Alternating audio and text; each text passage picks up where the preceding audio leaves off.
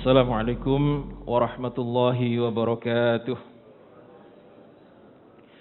Bismillah, alhamdulillah, wassalatu wassalamu ala rasulillah, la hawla wa la quwata illa billah, amma ba'd. Puji syukur kepada Allah subhanahu wa ta'ala atas semua limpahan karunia nikmatnya. Salawat serta salam mari kita selalu aturkan kepada Nabi kita Muhammad sallallahu alaihi wasallam. Mudah-mudahan kita mendapatkan syafaat beliau hingga yaumil akhir nanti. Para jamaah rahimakumullah, pada pertemuan yang lalu kita telah membahas bagaimana perdebatan antara Sayyidina Umar bin Khattab dengan Sayyidina Abu Bakar As-Siddiq mengenai atau sikap kepada orang-orang yang murtad, terutama orang yang tidak jelas. Sebab mereka mengatakan kami tetap sholat tetapi kami tidak mau membayar zakat. Umar yang terkenal dengan sifat yang keras ternyata lembut atau lebih lunak. Sementara Sayyidina Abu Bakar yang terkenal dengan hatinya yang lembut ternyata keras. Ya Umar, ajabbaru anta fil jahiliyah wa khawafu fil Islam. Apakah engkau gagah di masa jahiliyah dan menjadi penakut di masa Islam? Kata Sayyidina Abu Bakar. Masya Allah ya. Umar yang tidak menduga kalimat daripada Sayyidina Abu Bakar ini kemudian hanya bisa menunduk. Kata Sayyidina Abu Bakar, saya tidak mau ada orang yang memisahkan antara sholat dan zakat. Tidak mau memisahkan, ada orang yang memisahkan antara sholat dan zakat. Sebab perintahnya selalu jadi satu. Aqimus sholat wa atuz zakah. Terus begitu, sering kita dengar atau kita baca ayat-ayat yang bergandengan, yaitu aqimus shalah wa atuz zakah. Kalau ada orang yang memisahkan antara salat dan zakat, berarti dia sudah tidak lagi berpegang pada syariat Islam. Dan saya tidak mau syariat Islam ini berkurang sehelai pun ketika saya menjadi pemimpin atau gara-gara saya. Masya Allah. Ini adalah salah satu di antara kelebihan Sayyidina Abu Bakar. Dia tidak pernah merasa ragu sedikit pun kalau itu sudah dianggap benar atau sesuatu kebenaran yang sudah diyakini. Sehingga sanggahan-sanggahan yang diberikan oleh para sahabat, bahkan Sayyidina Umar menyanggah, ini sama sekali tidak berpengaruh kepada Sayyidina Abu Bakar. Maka melihat keteguhan Abu Bakar ini, para sahabat yang lain merasa yakin bahwa memang pendapat Sayyidina Abu Bakar ini adalah pendapat yang benar. Pendapat As-Siddiq ini adalah pendapat yang benar. Maka komentar Sayyidina Umar setelah itu, beliau mengatakan, demi Allah, Allah telah melapangkan hati Abu Bakar dalam hal ini. Sehingga aku pun tahu bahwa keputusan Sayyidina Abu Bakar itu adalah benar. Demi Allah, keimanan Abu Bakar lebih kuat daripada keimanan seluruh umat atau seluruh sahabat di masa ini. Itu komentar daripada Sayyidina Umar. Baik, kita lanjutkan. Sayyidina Abu Bakar yang melihat di wajah-wajah utusan tadi. Jadi kemarin kita membahas sebagian daripada suku-suku di luar Madinah ini mengutus utusannya untuk menyampaikan kami tetap sholat tapi kami tidak mau membayar zakat. Kemudian melihat sikap daripada Sayyidina Abu Bakar, maka terlihatlah di wajah-wajah mereka ini wajah pengkhianat atau ingin menyerang Madinah. Wajah pengkhianat inilah yang kemudian ditangkap oleh Sayyidina Abu Bakar. Kata Sayyidina Abu Bakar, bumi ini, yaitu Madinah, menolak kehadiran orang-orang yang murtad. Utusan-utusan itu sekarang melihat kalian adalah kecil, karena ditinggal sebagian besar oleh pasukan Usamah. Karena kita menolak mereka, kenapa mereka berancang-ancang menyerang? Sebab kita mengabaikan usulan mereka dan menolak apa yang menjadi permintaan mereka, yaitu hanya sholat dan tidak mau membayar zakat. Kita tidak tahu mereka akan menyerang Madinah di waktu siang atau di waktu malam.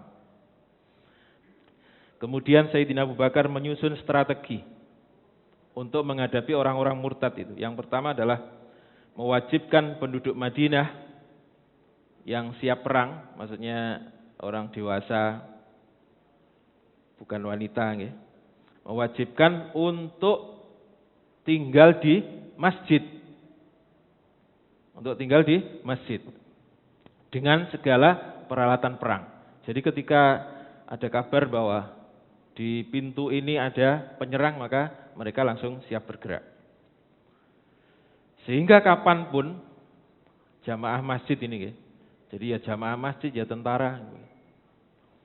Sehingga kapanpun dibutuhkan, mereka sudah siap siaga untuk melawan musuh. Yang kedua adalah membuat pos-pos pantauan. Membuat pos-pos pemantauan di setiap akses menuju Madinah. Atau setiap jalan yang menuju ke Madinah. Dan melakukan pengawasan atau penjagaan secara bergiliran, baik siang maupun malam. Kemudian yang ketiga adalah menempatkan sahabat-sahabat pilihan untuk memimpin pasukan penjagaan. Di antaranya adalah Ali bin Abi Thalib, kemudian Az-Zubair bin Awam, Talhah, Sa'ad bin Abi Waqqas, ada Abdurrahman bin Auf dan Abdullah bin Mas'ud. Ini ada sahabat-sahabat pilihan. Yang keempat adalah meminta bantuan pasukan beserta peralatan perang dari suku-suku yang tetap setia kepada Islam, yang tetap teguh memegang Islam. Mereka disuruh mengirimkan bantuan baik berupa personil orang maupun kendaraan, unta atau kuda. Kemudian kebijakan yang kelima terhadap suku-suku yang murtad tetapi tempatnya jauh dan tidak mungkin menyerang Madinah secara cepat, maka Abu Bakar mengirim surat kepada pemimpin-pemimpin suku yang masih berpegang teguh kepada Islam yang berada di sekitar wilayahnya untuk mengatasi orang-orang murtad di wilayah tersebut. Yang keenam, terhadap suku-suku yang murtad dan wilayahnya berdekatan dengan Madinah, tidak ada cara lain kecuali memerangi mereka. Masya Allah. Jadi untuk itu kemudian wanita, anak-anak dan orang tua atau lansia ini ditempatkan di celah-celah bukit yang kira-kira musuh kesulitan untuk menuju mereka. Sementara yang dewasa-dewasa yang sudah siap perang itu dipusatkan di masjid. Sehingga suatu saat ketika ada kabar penyerangan, mereka langsung bisa bergerak. Sangat mencekam Madinah saat itu. Karena personilnya sedikit, dikepung oleh orang-orang murtad. Nah, 3 hari setelah itu, atau setelah kepulangan daripada utusan-utusan orang murtad ini, maka malamnya Madinah benar-benar diserang. Madinah benar-benar diserang. Menyadari ada musuh yang datang, maka penjaga posko yang kebetulan menjadi akses orang-orang menyerang itu, kemudian melapor ke Sayyidina Abu Bakar, mengirim utusan, dan Sayyidina Abu Bakar langsung mengajak orang-orang yang berada di masjid, yang memang sudah siap siaga, untuk menyongsong musuh. Masya Allah. Para jamaah sekalian, mendapatkan perlawanan yang tidak terduga karena mereka menganggap bahwa Madinah lemah. Mereka langsung lari ke belakang. Tetapi di belakang ada markas yang mereka juga meninggalkan sebagian pasukan mereka di markas tersebut. Nah, setelah dikejar sampai markas mereka, pasukan yang berada di markas mempunyai strategi khusus supaya pasukan muslimin ini bisa dikalahkan. Apa strateginya? Yaitu tempat minuman yang biasanya dulu dari kulit itu diisi, ditali, kemudian dilemparkan ke onta-onta mereka. Ternyata onta ini kalau dilempar seperti bola itu bisa gelinding, mereka tak ketakutan. Sehingga onta-onta daripada pasukan muslimin ini ketakutan dan lari ke belakang sampai masuk ke kota Madinah. Masya Allah. Sampai lari masuk ke kota Madinah. Maka dengan kejadian itu, pasukan yang murtad, yang menyerang ini, kepercayaan dirinya menjadi meningkat. Dan mereka mengabari suku-suku yang belum bergabung dengan mereka. Ayo kita serang Madinah. Madinah sudah dalam keadaan lemah. Mereka sudah lari tunggang langgang. Karena tempat minum yang dari pernah lihat film-film tempat minum dulu yaitu dari kulit terus dikasih air, dibuat minum. Itu dilempar. Ontanya ternyata ketakutan. Maka kemudian mereka menghubungi suku-suku yang belum bergabung dengan mereka untuk menyerang Madinah. Nah, bersamaan dengan itu, Sayyidina Abu Bakar memberikan pengarahan, memberikan motivasi kepada pasukan muslimin yang dipusatkan di masjid itu. Maka setelah semuanya siap, jadi malam ini peristiwanya malam. Setelah semuanya siap, di pertigaan malam yang ketiga atau sekitar jam 3 lah. Sekitar jam 3, pasukan muslimin ini bergerak menuju ke markas orang-orang murtad. Maka setelah sampai, kemudian fajar juga mulai terbit. Fajar ini bukan matahari. Mereka sholat subuh. Setelah sholat subuh kemudian mereka dengan serempak menyerang markas daripada orang-orang murtad. Sementara yang diserang masih tidur, belum bangun. Jadi kedatangan kaum muslimin ini belum disadari oleh pasukan musuh. Masya Allah. Maka ketika setelah subuh itu pedang-pedang daripada tentara muslimin sudah siap menebas mereka, sementara mereka belum menyadari. Maka dalam sekejap, kira-kira subuh sampai terbitnya matahari itu 1 jam. Dalam waktu 1 jam mereka sudah melarikan diri ke sukunya masing-masing. Jadi ketika matahari sudah terbit, mereka menyadari diserang dan mereka sudah kembali ke sukunya masing-masing.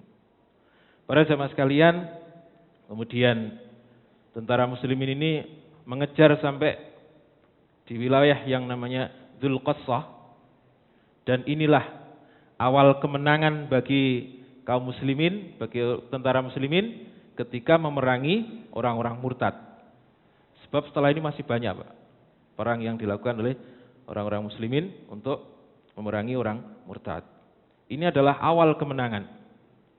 Sehingga orang-orang yang masih menyiapkan diri tetapi belum sampai ikut perang, mereka sudah mengurungkan niatnya untuk menyerang Madinah. Dan Sayyidina Abu Bakar kemudian bertekad untuk memerangi siapapun dari orang-orang yang dulunya muslim dan kembali murtad. Apalagi mereka sudah membunuh sebagian daripada tentara muslimin. Maka dengan kejadian ini, sekali lagi suku-suku yang di luar Madinah kembali menjadi muslim. Dan malamnya, ini sudah siang, pagi menyerang, kemudian siang Sayyidina Abu Bakar kembali, sementara pasukan dari sebagian pasukan yang menyerang tadi tinggal di Dzulqassah untuk memberikan rasa takut kepada mereka. Kemudian Sayyidina Abu Bakar pulang ke Madinah, malamnya sudah berdatangan orang-orang dari suku di luar Madinah untuk menunaikan zakat. Ini keberhasilan yang sangat luar biasa. Dan di saat yang sama para jemaah sekalian, berita gembira tadi yang pertama adalah kemenangan, kemudian yang kedua orang-orang kembali membayar zakat, maka berita yang ketiga adalah kedatangan daripada tentara yang dipimpin oleh Usama bin Zaid. Masya Allah. Jadi tentara Usama bin Zaid ini sudah berada di perbatasan Madinah. Sudah mau masuk ke Madinah. Ini menjadi kebahagiaan, kegembiraan tersendiri bagi orang-orang Islam pada waktu itu. Nah, para jemaah sekalian, karena tentara Zaid ini masih baru datang, maka kata Sayyidina Abu Bakar, wahai Zaid, istirahatkan pasukanmu. Dan kamu saya tugasi untuk mengurus Madinah, menjaga Madinah. Sementara saya akan ikut memerangi orang-orang murtad di luar sana. Ini khalifah. Berarti masalah orang murtad sudah selesai. Tetapi ini yang hanya di dekat-dekat Madinah, Bang. Sementara yang jauh dari Madinah masih menjadi momok. Seperti pemurtatan daripada Musailamah Al-Kadzab. Ada Aswad Al-Ansi. Ada Sajjah binti Haris yang mereka mengaku nabi semuanya. Berarti masih ada masalah. Lalu bagaimana dengan orang-orang murtad yang masih jauh atau yang wilayahnya berada jauh di Madinah? Akan kita bahas pada pertemuan yang akan datang.